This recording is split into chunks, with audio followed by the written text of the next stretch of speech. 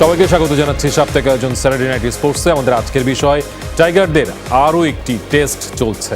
স্টুডিওতে আলোচনার জন্য আছেন জাতীয় দলের সাবেক ক্রিকেটার ফাহিম মুনতাসির সুমি, জাতীয় দলের ক্রিকেটার সোহরাওয়ার্দী শুভ এবং রয়েছেন সিনিয়র সাংবাদিক মোস্তফা মামুন। আপনাদের তিনজনকে স্বাগত জানাচ্ছি। আর দর্শক, আপনাদের সাথে রয়েছি আমি মনজুর মোর্শেদ।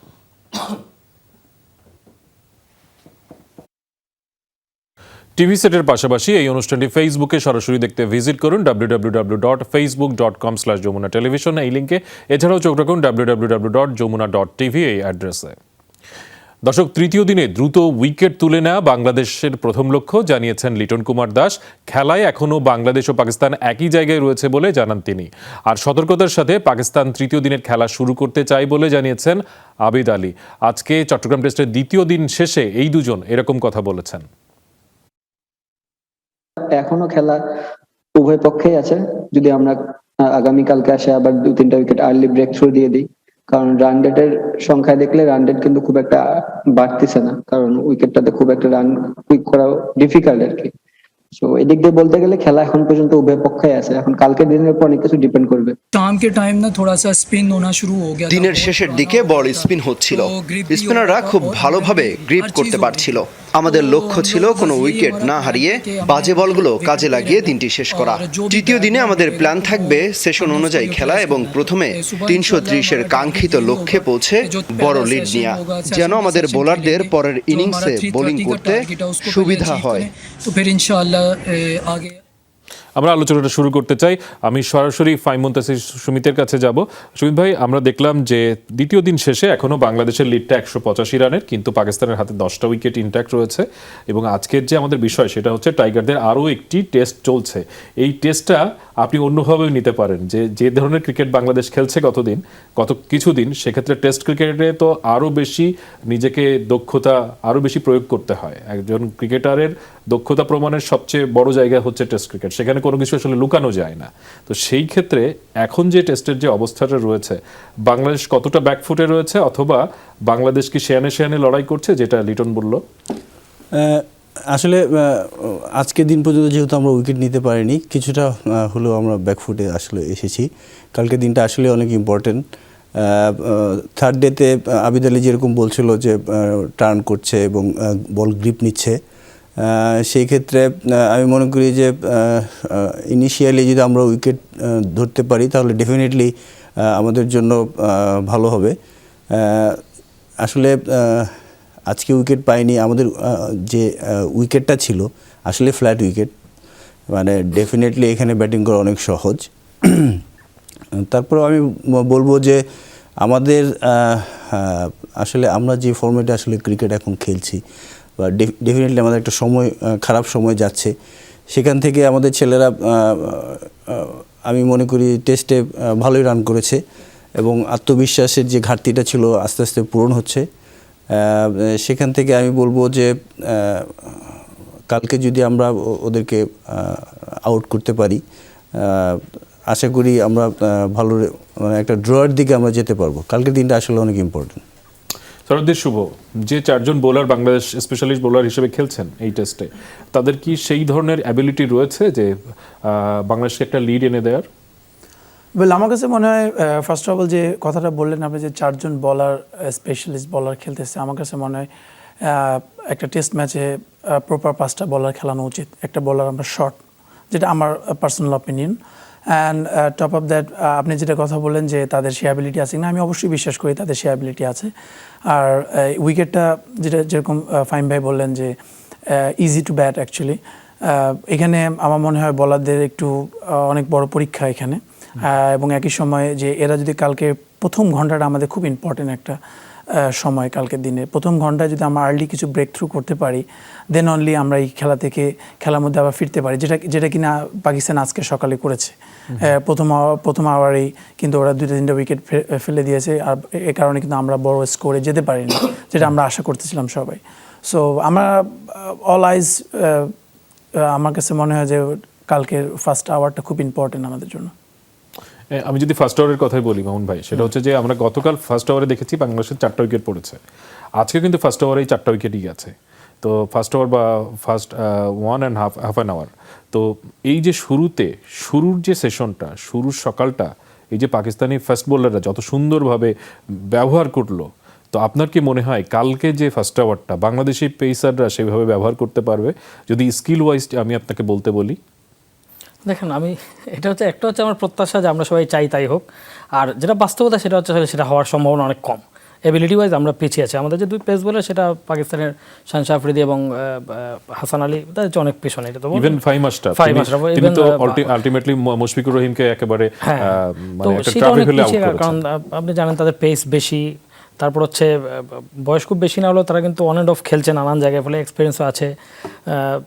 আফ্রিদির সুইং আছে, হাসান আলী ওল্ড বল ইউজ করতে পারে, ফলে ইনফ্যাক্ট এখন পাকিস্তানের পেস বোলিং এটা কিন্তু আমরা যদি গ্লোবালিও চিন্তা করি, it's one of the finest. They have lot of variation. তাদের পেস বোলিংটা আসলে সব দিক কভার করে। তারপরে তাদের সাপোর্টেড বাই দেয়ার স্পিনার্স। তো যেটা হয় কি, এটা খুব ইন্টারেস্টিং যে যখন উইকেট ফ্ল্যাট থাকে, যে খুব বেশি কিছু থাকে না, সেই সব টেস্টে আসলে কয়েকটা জিনিস কাজে লাগাতে হয়। সেটা হচ্ছে একটা হচ্ছে সকালবেলা সবাই এজাইল থাকে, ব্যাটসম্যানদের নতুন করে শুরু করতে হয়, তাদের মানে ফুট স্টেবল করা সব কিছু নতুনভাবে শুরু করতে হয়, ফলে ওই চান্সটুকু আসলে নেওয়ার একটা সুযোগ থাকে। দ্বিতীয় আর একটা সময় ঘটনাগুলো ঘটে, সেটা হচ্ছে যখন ব্যাটসম্যানরা ওই কোনো একটা ল্যান্ডমার্কের কাছাকাছি যায়।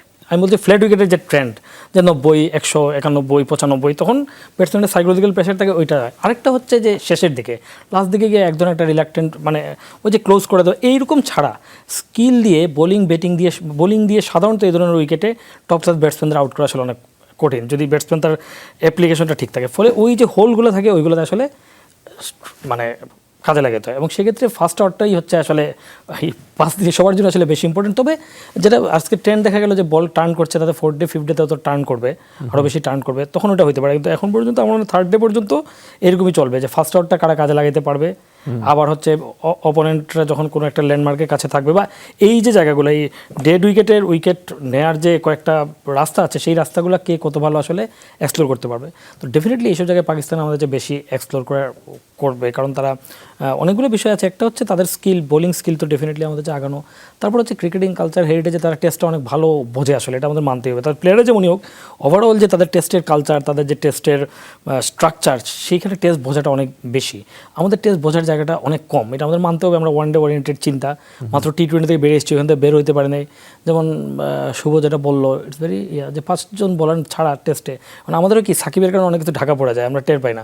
সাকিব থাকলে কিন্তু এখানেও 5 জন বলার হয়ে যেত, 12 জনের টিম হয়ে যায়। তো যখনই সাকিব থাকে না, তখন আমরা কনফিউশনে পড়ি যে বলার 5 জন দিলে তো আবার ব্যাটসম্যান 5 জন হয়ে যায়, একজন উইকেট কিপার, তো কী হবে, 5 জন ব্যাটসম্যানে কেমন হবে, আমাদের তো আবার 8 জন 9 জন ব্যাটসম্যান ছাড়া চলে না। এই যে চিন্তা, এটাও কিন্তু টেস্ট বিরোধী চিন্তা।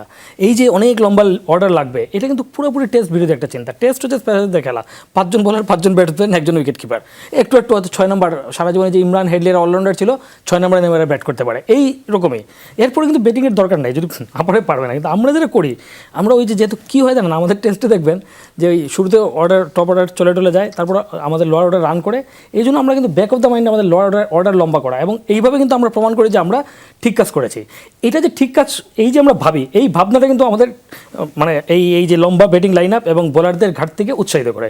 তারপরে কম বোলার নিয়ে খেলি, ইমব্যালেন্স একটা টিম দ্বারা, এবং ইমব্যালেন্স টিম ব্যাটিংও খারাপ করবে, বোলিংও খারাপ করবে, টেস্টটা ভালো করবে না, that's for sure. That's what exactly happening. আমি মনে করি ওভারঅল ভিউ পয়েন্ট, মাইন্ডসেট এইসব না বদলালে, আজকে ভালো করবেন, কালকে খারাপ করবেন, পরশু এই করবেন, এগুলোতে কিচ্ছু হবে না। ফলে আমি 2টা খেলা নিয়ে মনে করি বাংলাদেশের সামগ্রিকভাবে খুব ভাবা উচিত, সেটা হচ্ছে টেস্ট ক্রিকেট এবং T20।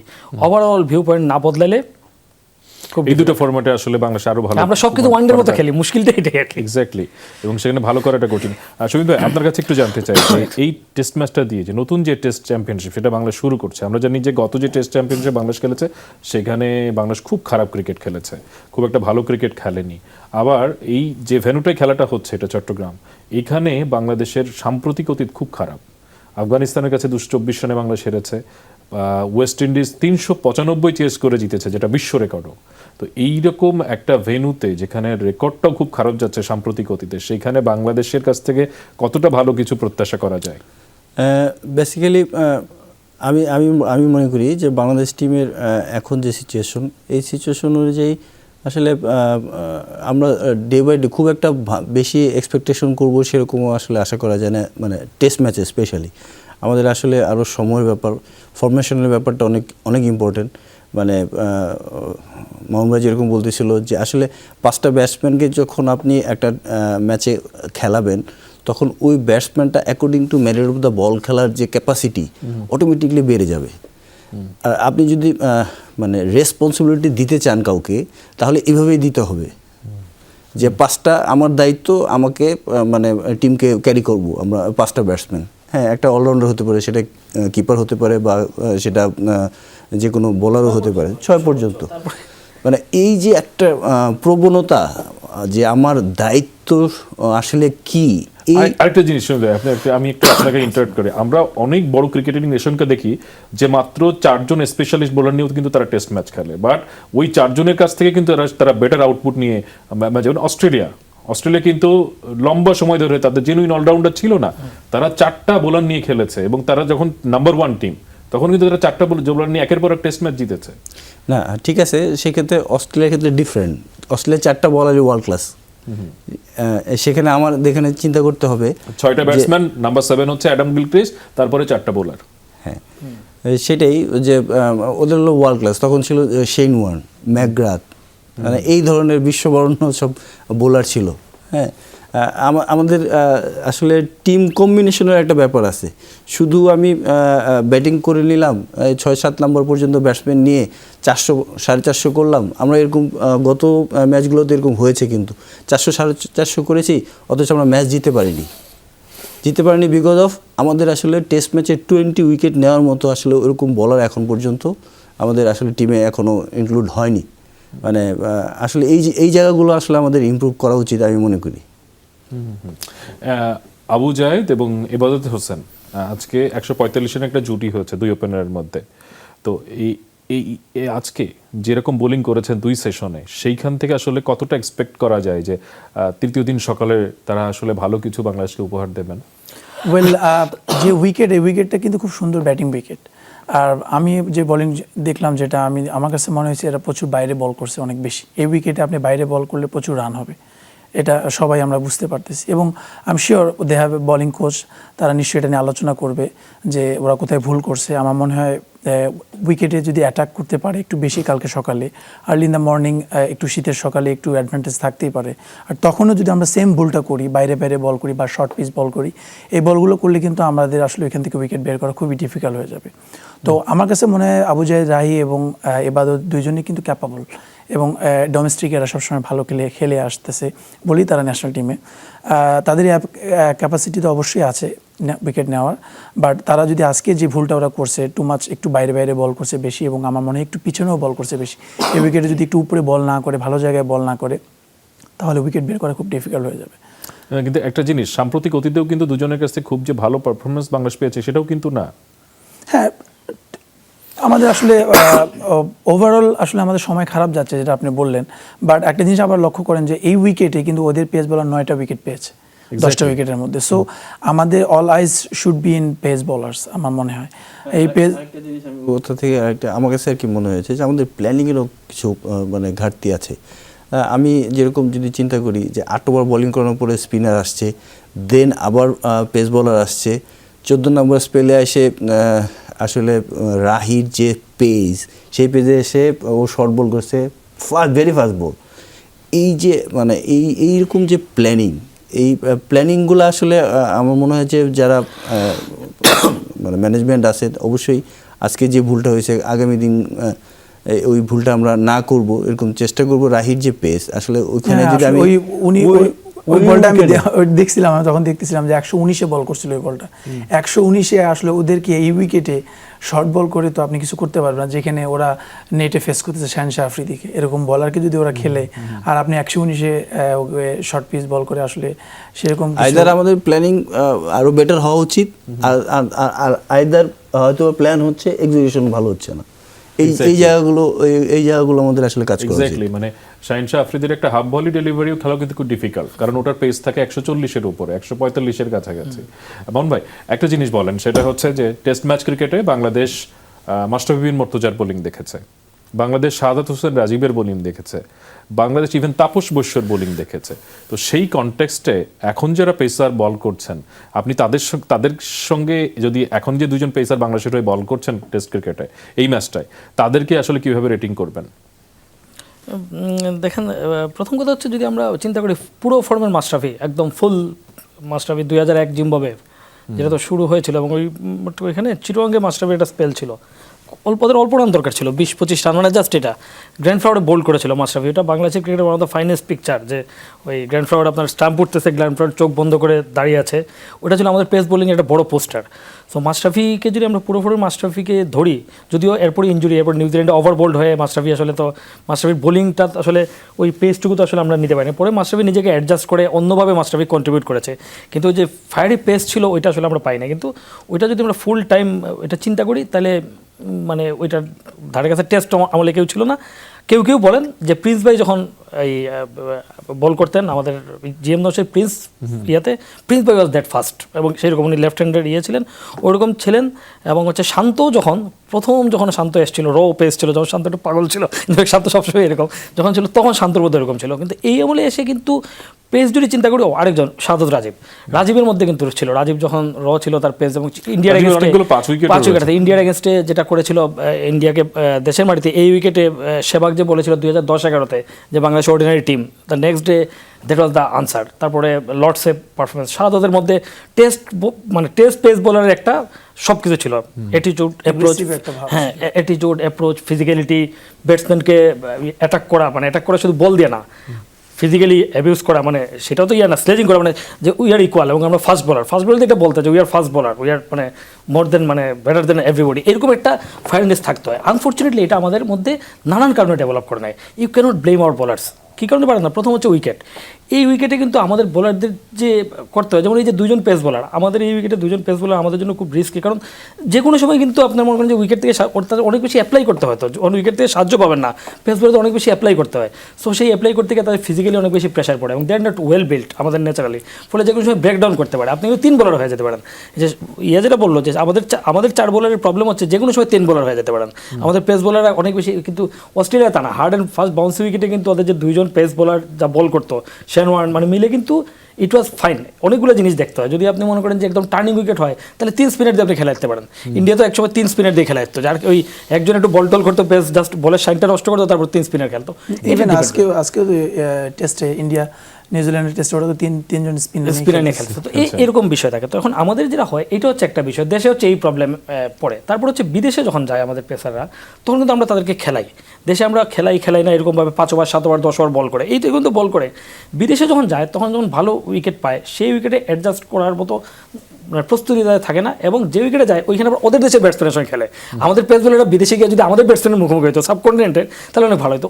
ওরা আবার ওইসব উইকেটে খুবই পেস বোলিং খুব ইজিলি খেলে, এবং আমাদের পেসটা যেহেতু নাই, তো ফলে হচ্ছে কি সব কিছু মিলিয়ে আমাদের পেস বোলারকে যেভাবে আমরা ট্রিট করি, the way they are being nurtured, তাতে আসলে এরকমই হওয়ার কথা। আমাদের যেটা করা উচিত বলে মনে করি, আমাদের ডেফিনেটলি আমরা যদি টেস্টে সাকসেসফুল হতে চাই, দেখেন বেসিক একটা পয়েন্ট কি, ওয়ান ডে এবং টেস্টের পার্থক্য কি, ওয়ান ডে জেতায় ব্যাটসম্যানের, টেস্ট জেতায় বলাররা। টেস্টে ব্যাটসম্যান হাজার রান করে, কি যায় আসে যদি আপনি 20টা উইকেট না নিতে পারেন, আর ওয়ান ডেতে বলারদের কোনো উইকেট নেওয়ার দরকার নেই। টি20তেও তাই। হ্যাঁ, ওয়ান ডেতে মনে করেন যে বলাররা কোনো উইকেট নিল না, তাও তো আপনার ব্যাটসম্যানের বেশি রান, যে দল বেশি রান করবে জিতবে, ইটস দ্যাট। তো এই কারণে আমি যদি বলি যে সব কিছু ওয়ান ডে মাইন্ডসেট থাকার কারণে এখানে আমরা বোলাররা মনে করি যে একজনের জোড়াতালি দিয়ে বল করলে হলে, ইটস নট দ্যাট। বোলাররা টেস্টে মোর মানে not equal only, they are even more important than other component. তো আমাদের যে জায়গাটুকু খুব গুরুত্বপূর্ণ, আমরা যদি আমাদের পেস বোলারদের এইরকম মিউজিক্যাল চেয়ার, এবং এই জন্য দেখবেন যে আমাদের পেস বোলারদের কী হয়, ওই একজন একটা সিরিজে ভালো করে, তারপর সে ইনজুর্ড হয়ে যায়, তারপর আরেকজন আসে, সে পারফর্ম করে না, ফলে দেখবেন যে আমরা কিন্তু কি আমাদের ভালো পেস বোলার গত 2 দিন বসে, এটাই আমরা ঠিক নিশ্চিত না, মানে জিনিসগুলো এরকম হইতে থাকে।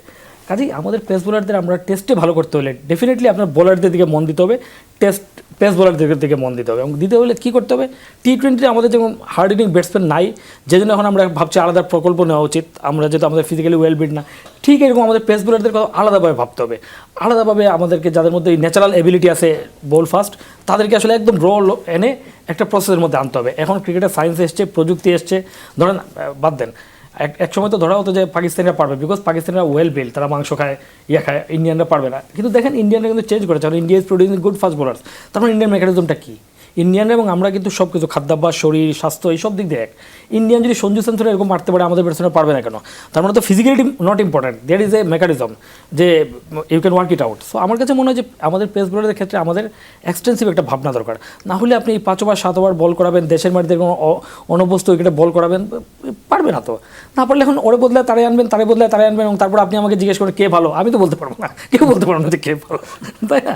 So it's that. আমার কাছে মনে হয় যে ওদের to be fair to them, তাদেরকে আসলে আমি রেটিংয়ে ফেলতে চাই না। ইয়াং বোলার, তারা কয়টা টেস্ট খেলেছে, কত বয়স, সো এবং তাদেরকে কি চ্যালেঞ্জ আমরা চাচ্ছি তারা কালকে পাকিস্তানের এরকম একটা এক্সপ্রেস ব্যাটিং লাইন আপকে এরকম একটা উইকেটে, যদি উইকেট থেকে সাহায্য থাকতো, এটা যদি ধরেন যে সে অস্ট্রেলিয়ার উইকেট হতো, তাহলে বলতাম ঠিক আছে, ওইখান থেকে সাহায্য পাচ্ছে, তাদের অনভিজ্ঞতা, উইকেটের সাহায্যে কিচ্ছু নাই, ঢাল ধরে নিধিরাম সর্দার দুজন বল করবে, কালকে তারা করবে, অনভিজ্ঞতার কারণে ভুলভাল বল করবে, এবং আমরা বলবো যে তারা পারে না। এটা ভেরি আনফেয়ার। আমি মনে করি যে আমাদের ওভারঅল প্ল্যানিংটা এবং আমাদের ক্রিকেটটা যেভাবে the way it's being run, তাতে আসলে শেষ পর্যন্ত প্লেয়ারদের যদি সামনে দেখা যায়, ফলে গালাগালিটা তাদের খেতে হয়। কিন্তু দ্য ওয়ে যেভাবে আমরা চালাচ্ছি, তাতে আসলে আমরা আন্ডার প্রিপেয়ার্ড উইকেট, নিজেদের কিছু ওই যে ব্যাকডোর দিয়ে আমাদের এই গ্রাউন্ডসম্যানদের সাহায্যে কিছু উইকেট তৈরি করে কিছু সাফল্য ক্রয় করা বা কিছু সাফল্য ছিনতাই করা, এটা ছাড়া এটা সাস্টেনেবল ডেভেলপমেন্ট না। We have to think in a different way. অনেক কিছু পরিবর্তন এবং ভাবনার সুযোগ আছে। এই T20 ওয়ার্ল্ড কাপের যে শিক্ষা হলো, সেই শিক্ষা যদি আমরা কাজে না লাগে, সব ক্ষেত্রে কাজে না লাগে, আফগানিস্তানকে ভুলে গেছি কেন? আফগানিস্তানের টেস্ট হারা T20 ওয়ার্ল্ড কাপে চেয়ে আমি মনে করি এটা লজ্জাজনক পারফরমেন্স। একটা দেশ 2টা মাত্র টেস্ট খেলেছে, 3টা টেস্ট খেলেছে, যাদের কোনো সেই অর্থে ফার্স্ট ক্লাস নাই, যাদের কোনো হোম গ্রাউন্ড নাই, তারা এসে কীভাবে নিজেদের অ্যাপ্লাই করলো, তার মানে তো আমাদের বুঝতে হবে। এবং এই একটা পার্টিকুলারলি এই একটা জায়গায় মনে করি প্লেয়ারদের যদি দায়ের কথা বলেন, আমি আফগানিস্তানের শিক্ষাটা আমি আসলে সবাইকে কাজে লাগাতে বলি। আফগানিস্তানের প্লেয়ার একজন ব্যাটসম্যান যে সেঞ্চুরি করলো, নামটা বলি, রহমতুল্লাহ টোল্লাহ এরকম নাম বোধ হয়, 300 350 বল ফেলেছে, আর 280-90 বল খেলেছে। সে কই থেকে শিখলো এটা? আমি বলছি, আমরা বলি না যে আমরা এই কারণে পারি না। সো অনেকগুলো জায়গা আছে দেখার মতো, এবং আমাদের প্রত্যেকের যার যা জায়গায় উন্নতির সুযোগ আছে, এবং বিচ্ছিন্ন চিন্তা, তাৎক্ষণিক চিন্তা, সাময়িক চিন্তা, শুধু ডে টু ডে অ্যাফেয়ার নিয়ে যদি আমরা আমাদের ক্রিকেট নিয়ে ভাবি, তাহলে আসলে আমরা 10 বছর আগে যা ছিলাম, আপনি দেখেন 11, 12, 13-তে আমরা যা ছিলাম, কোথায় আমরা কেন আমাদের এই টপ 5 জন প্লেয়ার, এদের পরের জেনারেশন ক্রিকেটটা আগে কীভাবে? ধরেন সাকিবের পর সাকিবের যে বেটার প্লেয়ার আসলে না আমরা ক্রিকেট আগাবো, মাশরাফির যে বেটার প্লেয়ার আসলে না আগাবো, তা আসে না কেন?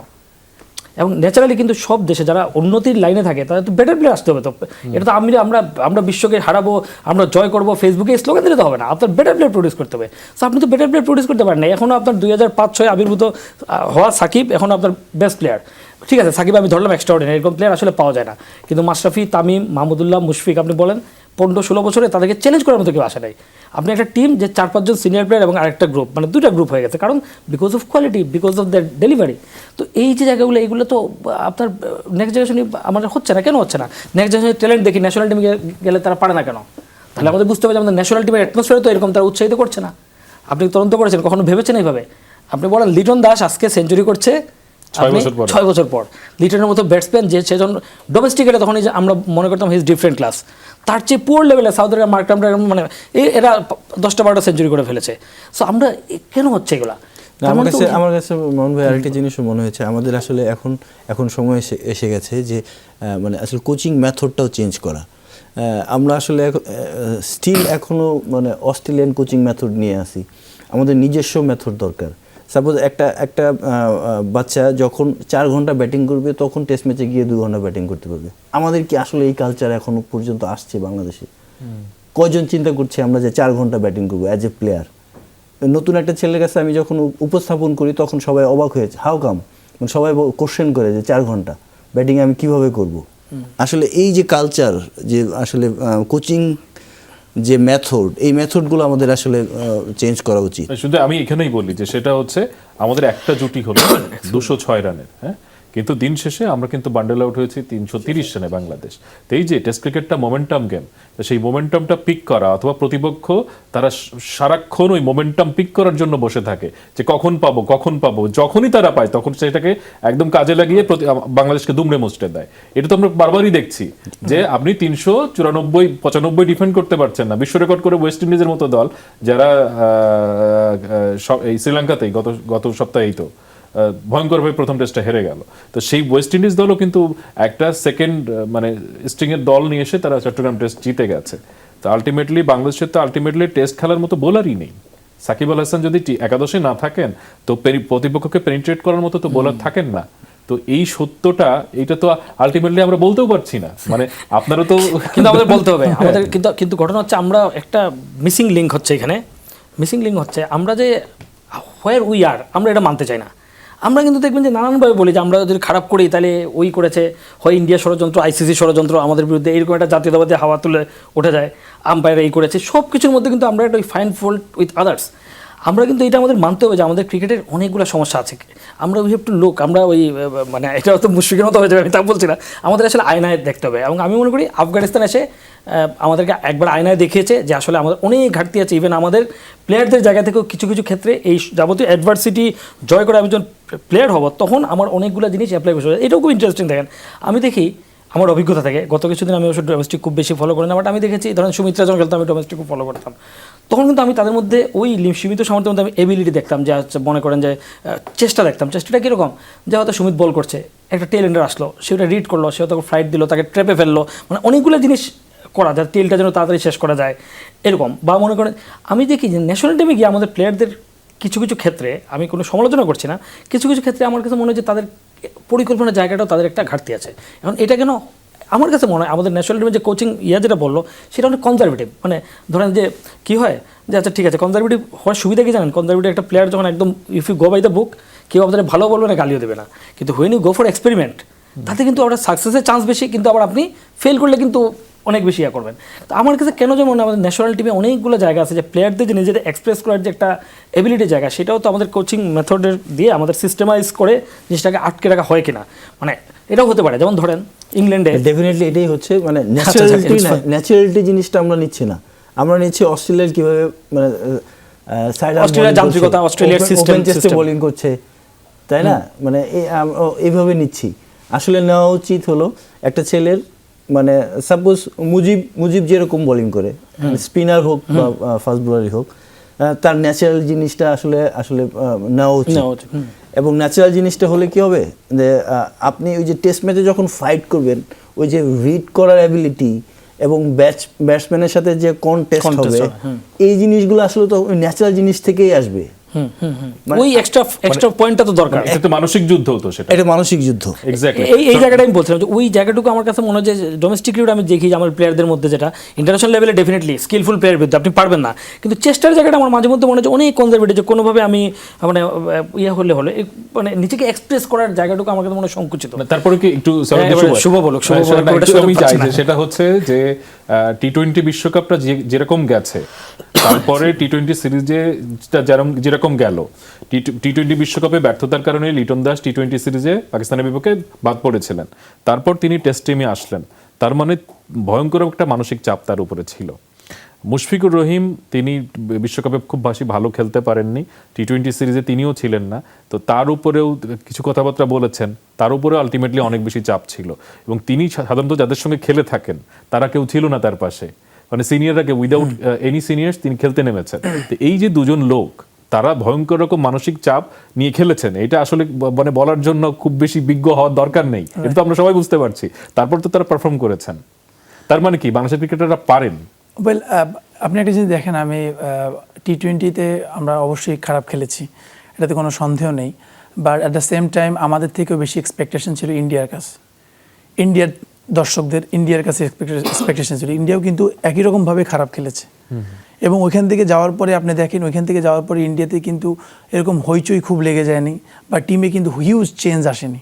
দেখেন টিমটা কিন্তু অনেকটা ওইরকমই আছে, কিন্তু ওরা কিন্তু আবার দেখেন কামব্যাক করলো, নিউজিল্যান্ডের সাথে ভালো খেললো, বাট আমাদের এখানে খারাপ খেলার পর এমন একটা সিচুয়েশন আসলো, পুরো প্রেশার ক্রিয়েট এমনভাবে হলো, বা সারা বাংলাদেশের মানুষ এত ইমোশনাল হয়ে গেল যে একটা হিউজ পরিবর্তন চলে আসলো, হয়তো বা যেটা প্রয়োজন ছিল, বাট এটা কিন্তু একটা প্লেয়ারের জন্য অনেক খারাপ একটা দিক। আপনি খারাপ খেলতেই পারেন, বাট এইভাবে পুরো টিমটাকে চেঞ্জ করে ফেলা আমার কাছে মনে হয়নি এটা খুব একটা যৌক্তিক। আর অ্যাট দ্য সেম টাইম এই প্লেয়ারগুলো যে আবার পারে, সেটা আপনার একটা সিরিজ পরে আবার দেখাই দিল, এই আপনার টেস্ট ম্যাচে এসে দেখাই দিল লিটন যে 100 করতে পারে, এরকম আপনি যেটা বললেন, এরকম একটা প্রেশার থেকে এসে, মুশফিক এরকম একটা প্রেশার থেকে এসে, যেখানে আপনি বললেন কোনো সিনিয়র প্লেয়াররা খেলতেছে না, ওখানে এসে খেলতে নেমে গেল। এবং মুশফিকের ব্যাপারে আমি একটা কথা বলবো যে, মানে আমরা একটা কথা বলছি, ওর নামটা এরকম একটা নাম চলে আসছে যে ডিপেন্ডেবল, আমরা একটা তাকে ডিপেন্ডেবল হিসেবে নিয়ে ফেলেছি, এবং এটা তাকে আর্ন করতে হয়েছে কিন্তু ওভার দ্য 15 years টাইম। ধরে সে এটা আর্ন করছে। আর হঠাৎ করে একটা টুর্নামেন্টে আমরা খারাপ খেললাম, তাকে একদম আকাশ থেকে মাটিতে নামাই দিলাম। তো এই জিনিসটাও আমার কাছে মনে হয় না খুব একটা ঠিক হয়েছে। বাট তারপরে যে আমাদের প্লেয়াররা যে পারে এরকম খারাপ সিচুয়েশন থেকে নিজেদেরকে কাম ব্যাক করতে, এটা তারা অবশ্যই প্রমাণ করছে এই টেস্টে। মুশফিক এবং লিটন দাস দেখিয়ে দিচ্ছে যে না, তারা এখন ইন্টারন্যাশনাল লেভেলে যোগ্য। আমার কাছে মনে হয় আমাদের প্লেয়ারদের উপরে আরেকটু কনফিডেন্স রাখা উচিত। আর এইভাবে আমার কাছে মনে হয় যে অ্যাজ এ প্লেয়ার হিসাবে আমি বলবো যে আমাদেরকে ন্যাশনাল টিমে নেওয়ার জন্য এরকম তাড়াহুড়াও করা উচিত না, আবার ন্যাশনাল টিম থেকে বাদ দেওয়ার জন্য এরকম তাড়াহুড়াও করা উচিত না। তো এই দুইটা জিনিসে যদি আমরা একটু স্ট্যাবল হই, আমার কাছে মনে হয় আমাদের পারফরমেন্সগুলো অনেক স্ট্যাবল হবে। এবং এটাই আমি বলবো যে আমাদের প্লেয়ারদের উপরে একটু কনফিডেন্স রাখা উচিত। সেটাই নিশ্চিতভাবেই সেটা রাখার চেষ্টা হয়তো বা ক্রিকেট ম্যানেজমেন্ট করে আসছেন, কিন্তু তারপরেও কিন্তু আমরা দেখছি এখন যেটা দলে সুযোগ পাচ্ছেন তারা কিন্তু বেশ মানে নিয়মিত কিছু ম্যাচ খেলার সুযোগ পাচ্ছেন। সেটা এখনকার যে পলিসি সেখানে কিন্তু আমরা নিয়মিত এটা দেখছি। কেউ দলে আসলো হঠাৎ করে তাকে একটা বা দুটো ম্যাচ খেলায় বাদ দিয়ে দেওয়া হলে এরকম বোধহয় হচ্ছে না। তারপরে আমরা আরো আলোচনা করবো। দর্শক আপনারা দেখছেন স্যাটারডে নাইট স্পোর্টস, একটা বিরতি নিচ্ছি, ফিরছি একটু পরে। স্যাটারডে নাইট স্পোর্টস, আমাদের আজকের বিষয় টাইগারদের আরও একটি টেস্ট চলছে, চট্টগ্রাম টেস্ট চলছে ইনফ্যাক্ট। সুমিত ভাই, বিরতির আগে আমরা কথা বলছিলাম যে বোলারদের নিয়ে, যে আলটিমেটলি টেস্ট ম্যাচ জেতাই হচ্ছে বোলারদের, কারণ বাংলাদেশের খেলাটা এখন আসলে বোলারদের হাতে। 330 রান বাংলাদেশ পুঁজি করেছে, এখন 145 রানের জুটি তাদের ওপেনিং জুটি করে ফেলেছে। কিন্তু আবিদ আলী বা এই যে আবদুল্লাহ শফিক, তাই তো নাম শফিক আবদুল্লাহ, হ্যাঁ, তো এদের যে ওপেনিং পেয়ারটা এটা একটু মানে ইনএক্সপিরিয়েন্সড ইনফ্যাক্ট। তো তারা তো 145 রানের জুটি করে ফেলেছে। এরপরে আমরা জানি বাবর আজম আসবে, ফাওয়াদ আলম আসবে, তো তারা তো অনেক বড় প্লেয়ার, ইভেন আজহার আলী। তো এরকম তিনজন মিডল অর্ডার আসার আগে যদি বাংলাদেশ ওপেনিং পেয়ারটা মানে পতন ঘটাতে পারেনি, সেইখানে কামব্যাক করতে হলে বোলারদের আসলে কতটা ভালো করা দরকার? আসলে এই উইকেটে definitely stump to stump bowling করতে হবে প্রথম শর্ত, এবং লেন্থ ভেরি ইম্পর্টেন্ট। মানে আমাদের আসলে যে আমরা যে যতটুকু জোরে বল করি বা আমাদের যে ক্যাপাসিটি, সেই অনুযায়ী আমি মনে হয় না যে এই উইকেটে খুব একটা শর্ট বল এফেক্টিভ হবে। এবং আসলে বলটাকে এখন আমার কাছে মনে হয় 57 ওভার অলরেডি খেলে ফেলছি। বলটাকে আসলে যত্ন করা, চেষ্টা করা, সুইং করানো। ইনিশিয়ালি 1 ঘন্টা ডেফিনেটলি সুইং করবে এবং ওই সময়টাতে উইকেট বের করা। দ্বিতীয়ত আমি আমি আমি আমি আমি বলবো যে বলটাকে যত্ন করা, রিভার্স যদি আমরা সুইং করাইতে পারি। মানে আমার একটা টেস্ট মনে আছে, পিঙ্ক টেস্টের আগে ইন্ডিয়ার সাথে বাংলাদেশ একটা টেস্ট খেলছিল। ফার্স্ট ইনিংস আর সেকেন্ড ইনিংস বাংলাদেশ আর ইন্ডিয়া মোটামুটি রান কাছাকাছি ছিল। সেকেন্ড ইনিংসে বাংলাদেশ মানে খুব হায়দ্রাবাদে খুব অল্প রানে আউট হয়ে গেল। ওইখানে মানে বাংলাদেশের বোলাররা যেরকম বোলিং করেছে, ইন্ডিয়ান বোলাররাও ফার্স্ট ইনিংসে একই রকম বোলিং করেছে, কিন্তু ডিফারেন্স হয়ে গেছে সেকেন্ড ইনিংসে বিকজ অফ বলটাকে যত্ন করার যে একটা ইয়ে ছিল। আমাদের ছেলেরা ওরকমভাবে যত্ন করতে পারেনি, ওরা অনেক যত্ন করে রিভার্স করার ছিল। ব্যাটসম্যানরা তখন আসলে আমরা কিন্তু আসলে খেলতে পারিনি। তো আমি বলবো যে এই ছোট ছোট টেকনিক্যালি ব্যাপারগুলো আসলে ফ্ল্যাট উইকেটে অনেক ইম্পর্টেন্ট আমি মনে করি। দ্বিতীয়ত স্পিনাররা, আমি অবশ্যই আমাদের স্পিনারদের উপর আমার বিশ্বাস আছে যে আমাদের স্পিনাররা দুজনেই ভালো, ওয়ার্ল্ড ক্লাস স্পিনার। ডেফিনেটলি চেষ্টা করতে হবে টার্ন করানোর। ডেফিনেটলি থার্ড ডেতে আমার কাছে মনে হয়েছেও আবিদ আলীর মতোই আমি সেকেন্ডে তো কিন্তু শেষ দিকে ভালো স্পিন পেয়েছে। এক্স্যাক্টলি আমার কাছে মনে হয়েছে যে টার্ন হবে, আনইভেন বাউন্স আছে, যেটা চট্টগ্রামের ট্রেডিশনাল উইকেটের যেটা ইয়ে আছে, কোনো সময় নিচে নেমে যায়।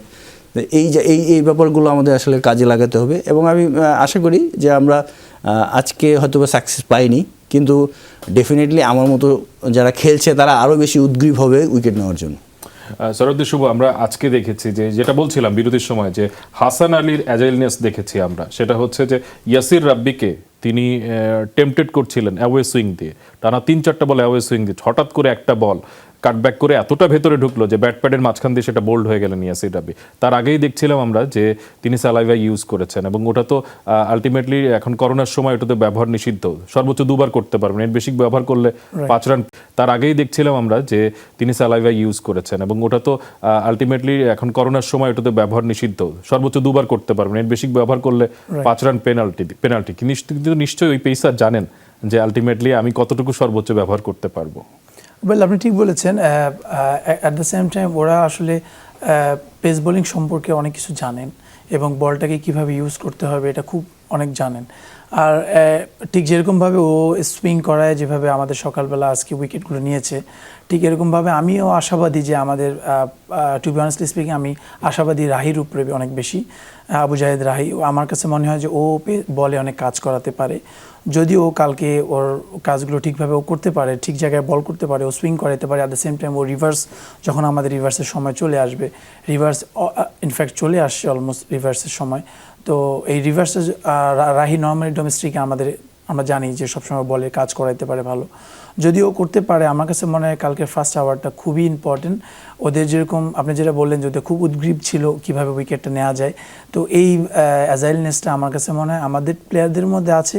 যেহেতু আসলে আমরা আর্লি উইকেট ব্রেক থ্রু দিতে পারিনি বলে আমাদের কাছে একটু মনে হচ্ছিলো যে আমরা একটু down. At the same time আমাদের স্পিনাররাও কিন্তু ভালো বোলিং করেছে এবং শেষে আপনি যেটা বললেন যে কিছু বল গ্রিপ করেছিল এবং কিছু টার্ন করেছিল এবং ওরা কন্টেনও করছে। এই উইকেটটা ছিল kind of easy wicket for batting, but ওরা কিন্তু কন্টেন করতে পেরেছে এবং যত as days goes on it will spin, আমরা সবাই জানি।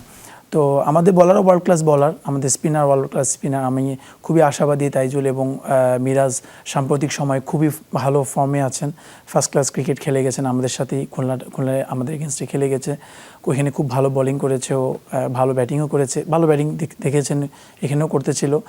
আমার কাছে মনে হয় অলটুগেদার যদি আমরা কালকে ফার্স্ট আওয়ারটা খুবই ইম্পর্টেন্ট আমাদের জন্য, যদি আমরা কালকে ফার্স্ট আওয়ারে 2-3টা উইকেট বের করতে পারি, আমার কাছে মনে হয় ওদের টোটাল রানটাকে আমরা কন্টেন করতে পারবো। Otherwise they will go for big runs, big score, big total. Mohan ভাই, একটু আপনার কাছে যায় যে চিটাগাংয়ের উইকেটেও কিন্তু এক ধরনের মিস্ট্রি আমরা গত কিছুদিন ধরে দেখছি। সেটা হচ্ছে 4th ডে 5th ডের তুলনায় কিন্তু আবার 3rd ডেতে বেশ ভালো স্পিন ধরে। এটা কিন্তু গত কয়েকটা টেস্টে আমরা দেখেছি। তো মেহেদী হাসান মিরাজ এবং তাইজুল ইসলাম দুইজনেরই 100+ টেস্ট উইকেট রয়েছে, অনেক 5 উইকেট রয়েছে, ইভেন 10 উইকেটও রয়েছে। তাদের উপর আসলে কতটা নির্ভর করা যায়? নির্ভর তো করতেই হবে, এছাড়া তো উপায় নেই। কালকে তো অন্য কেউ বল করবে না, বাংলাদেশের যারা বেস্ট তাদের উপরে আমাদের নির্ভর করতে হবে। সো এই দুজনের মধ্যে আপনি যেটা বললেন যে মিরাজ তো আমাদের আসলে অনেকগুলা, যেরকমই হোক অনেকগুলো টেস্ট আমাদের জিতিয়েছে, অস্ট্রেলিয়া ইংল্যান্ডের সঙ্গে সাকসেস, মানে গিভেন কন্ডিশনে মিরাজ খুবই ভালো বলার, জায়গা মতো বল ফেলে ওইখান থেকে উইকেট থেকে নেওয়া। আর তাইজুল তো আমি মনে করি যে আমাদের সাকিবকে ধরেও লঙ্গার ভার্সনের জন্য তাইজুল ক্লাসিক বোলার। লঙ্গার ভার্সনের বোলিংয়ের যে প্যাটার্ন তাইজুলের, সেই জায়গাগুলো তাইজুলের আছে। টার্ন বলেন, বাউন্স আছে, ব্যাটসম্যানকে মানে সামনে পেছনে করানো। তো আমার কাছে মনে হচ্ছে কি সব কিছুর পর ওরা কেমন করবে সেটাও ডিপেন্ড করে আসলে সকালটা কেমন হবে। সকালে যদি আপনি 1-2 উইকেট পান, ইটস মানে এটা তো দুজন খেলেছে, তাদের কাছে তো তাদের সামনে বলার কিছু নাই। যে জিনিসটা আসলে এক ধরনের তো মানে হোলিস্টিক অ্যাপ্রোচে জিনিসটা হয় যে যখন পেস বোলাররাও একটা উইকেট নেবে, 2টা উইকেট নেবে, তখন কিন্তু স্পিনাররাও আসলে একটা সুযোগ পাবে। তারা এখন 137 মোমেন্টামটা পিক করা এবং সেটা কন্টিনিউ করা, হ্যাঁ সবসময় তাই। যখন একটা ওভার যখন একজন বোলার যদি টাইট করতে পারে, তাহলে অপোনেন্ট বোলারের কিন্তু চান্স থাকে উইকেট নেওয়ার। যেটা আমরা এই ক্রিকেটে বহু বড় বড় বোলিং পার্টনারশিপ কিন্তু এইভাবে হয়েছে যে একজন হচ্ছে প্রেশার ক্রিয়েট করেছে, আরেকজন তখন আরেকজনের মারতে গেছে, তাকে আউট হয়ে গেছে। ফলে অনেক রকম সাইকোলজিক্যাল বিষয় এই ধরনের কাজ করে। আমার কাছে মনে হয় বেসিক জায়গাটা হচ্ছে কালকে ফার্স্ট আওয়ারে ওই শুরুর যে কুয়াশা, অ্যাজাইলনেস আমাদের জায়গা, যেটা গতকাল আজকে হয়েছে, এবং এই ধরনের ডেড উইকেটে কিন্তু সবসময় ফার্স্ট আওয়ারেই যারা উইকেট নিতে পারে তারাই পারে, বাকি দিন কিন্তু মোরলেস এরকম থাকে। এবং আপনি যেটা বললেন যে কালকের দিনটা খুব ইম্পর্টেন্ট, কিন্তু কারণ কালকের দিনেই সাধারণত আমরা দেখছি ইয়াতে যে 3rd ডেতে স্পিন টিন ধরে মোটামুটি একটা ভীতিকর অবস্থা থাকে। 4th 5th ডে থেকে ইজি হয়ে যায়, তখন ওই যে 395 রান চেজ হয়ে যায়।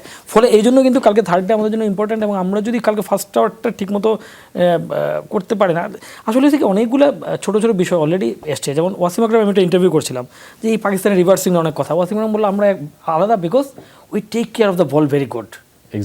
এটা হচ্ছে খুব ইম্পর্টেন্ট। তো এই যে ছোটো ছোটো জায়গাগুলো ওই লেভেলে, এই ছোটো ছোটো জায়গাগুলো ফাইম যেটা বললো ইম্পর্টেন্ট কথা, আমরাও মনে করছি এখন কোচিং মেথড এই চিন্তা, এই ফাইনাল পয়েন্টগুলো না, ইভেন কোচিং স্টাফ তো আছেই, প্লেয়ারদের নিজেদেরও ভাবনা, অনেকগুলো ছোটো ছোটো জায়গা আছে আমার মনে হয় কাজ করা থাকে। কিছু কিছু জায়গায় আমরা এমনভাবে এক্সপোজ হই, মনে হচ্ছে জাস্ট আমরা খেলেই যাচ্ছি, খেলেই চলছি এবং ইয়ে করছে। আমাদের অপোনেন্ট স্টাডি করে, উইকেট স্টাডি করে এই কিছু কিছু জায়গা বের মানে করতে গেম হবে। প্ল্যানটা আরো পারফেক্ট হওয়া দরকার। ফার্স্ট ওভারটা খুব গুরুত্বপূর্ণ, আপনারা সেই কথা বলছিলেন। দর্শক, আপনারা দেখছেন স্যাটারডে নাইট স্পোর্টস। আরো একটা বিরতি নিচ্ছি, ফিরছি এক্ষুনি। আমন্ত্রণ আরো একবার, দেখছেন স্যাটারডে নাইট স্পোর্টস। আমাদের আজকের বিষয় টাইগারদের আরো একটি টেস্ট চলছে। এই টেস্ট তো আসলে পরীক্ষা, সেই পরীক্ষাটা আবার টেস্ট ম্যাচে। মাউন্ট ভাই, প্রত্যাশাটা? প্রত্যাশার ডেফিনেটলি আমরা এতক্ষণ যে আলাপ করলাম সব কিছুর মধ্যেই তো প্রত্যাশার কথাই ছিল যে আমাদের কালকে ফার্স্ট ওভারে আমাদের পেস বোলাররা একটা ব্রেক থ্রু দেবে। আমরা অনেক বেশি সচেষ্ট থাকবো, কারণ যদি কালকের দিনটা আমরা ভালো না করতে পারি, ওই ফার্স্ট ওভারে না দিতে পারলে they will go for big. তারা আমাদের চেয়ে 1-1.5 রানের যদি লিড নিয়ে নেয় তখন আসলে অনেক কঠিন হবে আমাদের জন্য, ম্যাচ বাঁচানোটাই কঠিন হবে। ম্যাচ বাঁচানো, আমরা একটা চাপের মধ্যে পড়ে যাব। তো সেই কারণে শুরুতে আসলে ইনিশিয়ালি একটা চেষ্টা করতে হবে, এবং যে জায়গাগুলো নিশ্চয়ই কোচিং স্টাফ আজকে দেখেছেন, যেটা হয় টেস্টে তো প্রতিদিনই কিন্তু শিক্ষা হয়, আজকের দিনটা দেখে একটা তৈরি হয় যে ওরা এই করছে, কালকে আমাদের এই এজগুলো আছে, এই সাইকোলজিক্যাল এজগুলো আছে, এই স্পোর্টিং এজগুলো আছে, কাজে এগুলো আমাদের কাজে লাগাতে হবে। সেই জায়গাটুকু হওয়া, কিন্তু দুঃখের সঙ্গে বলতে হয় বাংলাদেশে এই জায়গাগুলো আমরা খুব দেখতে পাই না। টেস্ট যখন চলে আপনি দেখবেন যে ফার্স্ট ডেতে যে জিনিসগুলো আমরা নোটিস করি, সেকেন্ড ডেতে যেগুলো কারেকশন, থার্ড ডেতে এটা কিন্তু খুব বেশি আমরা দেখতে পাই না।